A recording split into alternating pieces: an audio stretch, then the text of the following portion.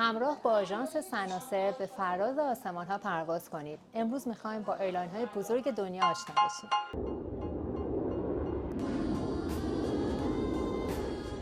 هواپیمایی امارات. این ایرلاین با قدمت 35 ساله با هواپیماهای مدرن و لوکس خودش هر روز 150 مقصد دنیا رو لمس میکنه که گرونترین پروازهای دنیا رو به خودش اختصاص داده. البته با توجه به خدماتی که برای مسافرین خود فراهم میکنه اونقدر هم گرون نیست. قطر ایرویز امروزه به عنوان معتبرترین و مشهورترین شرکت هواپیمایی در سراسر جهان شناخته شده که با بیش از 200 پرواز روزانه و 28 سال قدمت همیشه در حال ارتقای خدمات و ارائه تجربه لوکس و به یاد ماندنی به مسافرین خودش هست.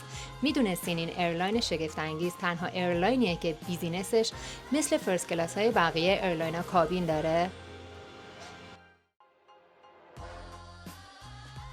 ترکیش یکی از قدیمی‌ترین شرکت‌های هواپیمایی خاورمیانه است که بیش از صدها مقصد به تمامی قاره‌های جهان پرواز دارد و یکی از بزرگترین ناوگان‌های هواپیمایی دنیاست.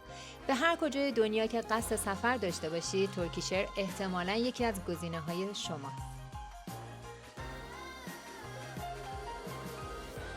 لوفتانزا در حال حاضر با 220 مقصد روزانه در 80 کشور جهان بزرگترین شرکت هواپیمایی آلمانه. این ایرلاین تاریخی سرگرمی‌های مختلفی در کلاس‌های پروازی متنوعی که داره به مسافرین خودش ارائه میده و باعث میشه در مسیرهای طولانی شما خسته نشین.